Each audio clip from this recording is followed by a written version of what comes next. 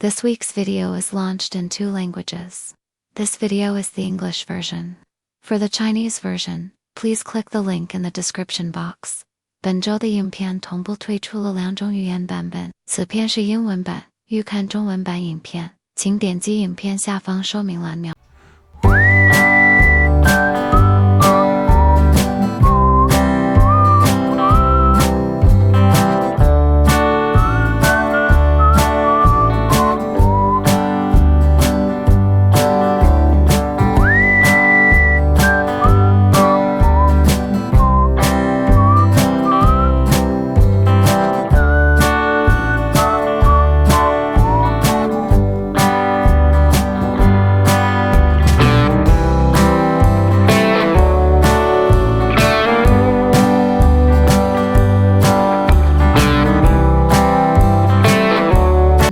Exist, yet I continue living inside them.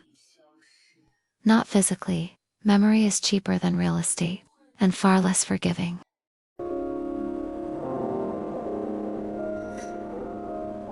I still inhabit a city of snow and streetcars, where younger versions of myself roam freely, carrying cameras heavier than wisdom and dreams, much larger than their bank accounts.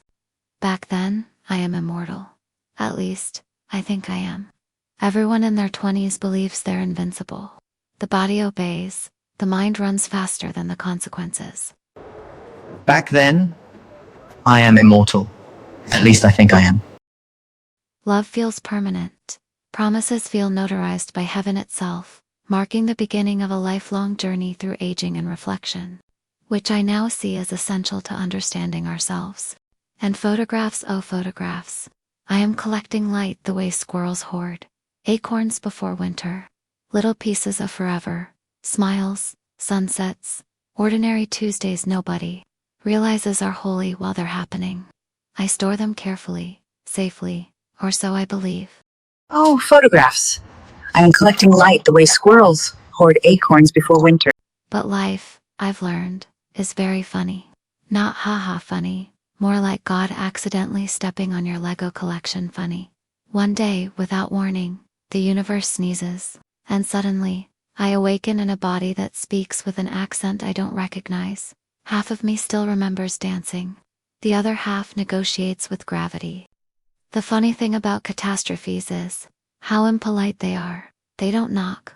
They don't ask whether you're emotionally available. They simply move in, and some people move out. Not everyone enjoys winter. Some are only meant for spring. Life, I've learned, is very funny. Not half standing on your funny. Half of me still remembers dancing. The other half negotiates with gravity. Catastrophes don't knock. 灾难最失礼的地方就是它从不敲门。 Years later, I discover this is nobody's fault, and everybody's tragedy. Years later, I discover this is nobody's fault and everybody's tragedy. I lose many things, some tangible, some impossible to invoice. Entire chapters, entire versions of myself, a future I had already decorated in my imagination.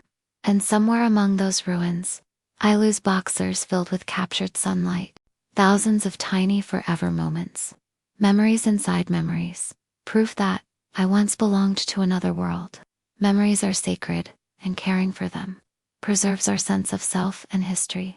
I become obsessed, not with revenge, not even with justice, but with archaeology, an act many can relate to when searching for meaning in loss. Because grief turns us into strange creatures.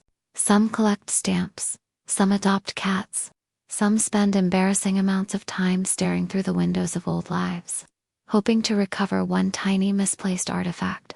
Dignity is a luxury. Survival has different dress codes. So I write a letter, not to accuse, not to disturb, not even to be remembered, simply because hope is stubborn. Hope survives embarrassment, humiliation, and common sense. I'm not asking for an answer. I'm just placing this artifact where it belongs. And then silence. Not cruel silence. Just the kind that accumulates naturally over the years. Seasons change, hair changes, faces change, even pain grows older.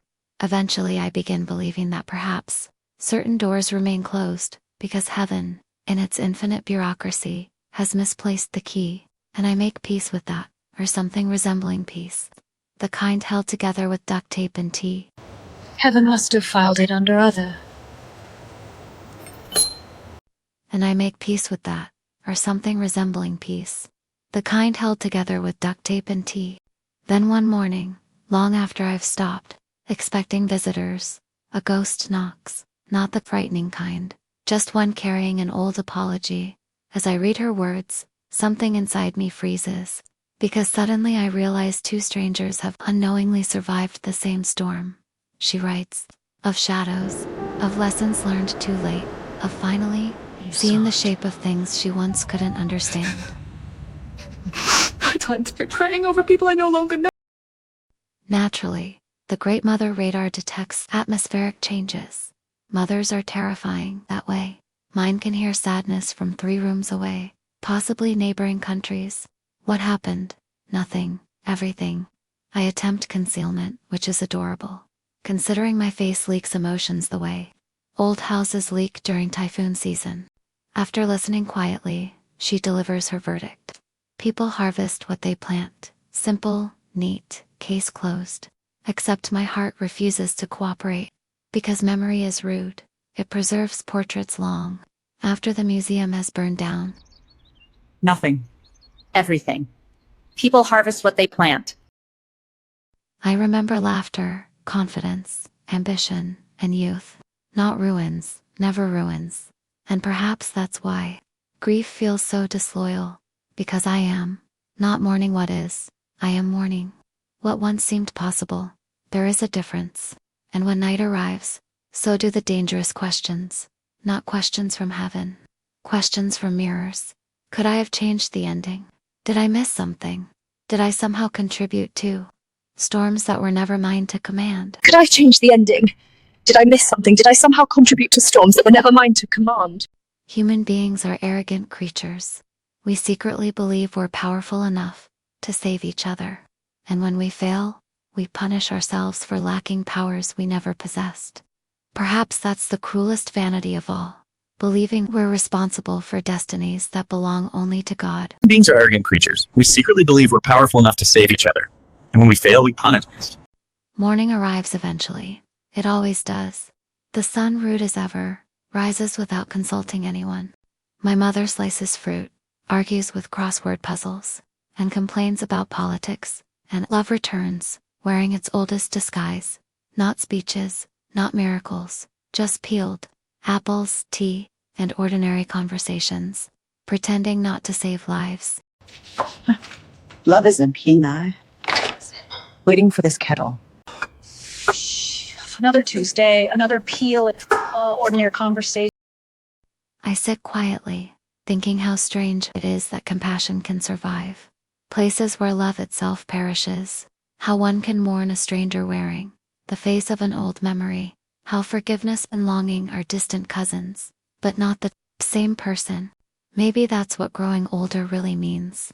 Not becoming wiser, but developing a gentler understanding of mysteries that refuse to explain themselves, bringing a sense of calm and acceptance. Something in the stomach was worse than his fixture. How is the blood no morning to cunning straight me them? And if heaven grants me anything, I hope it is this: to remember the flowers with tenderness, without revisiting the fire, because some stories are too sacred to tell plainly, and some losses deserve silk instead of headlines.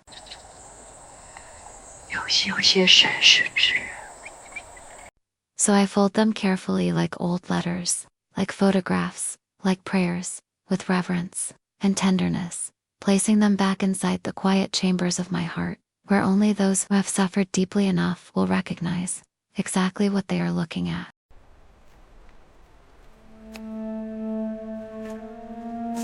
For the full review, please click on the link in the description box below. 完整评价请看以下连结哦。And again, you're welcome. 还有不客气哦。Collaborations, or if you want to join our next event, make sure to subscribe and hit the bell and share. You can also add me online at Tinkeebellezza, Tinkeebellezza. Make sure the T is capital and send us a message first so we don't miss you. You can also add us on Line app by our QR code.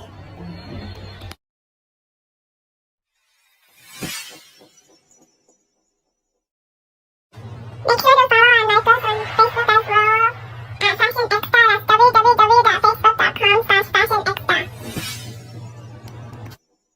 Follow us on Instagram at fashionecstasy. Also my personal account at tanya.fashionecstasy.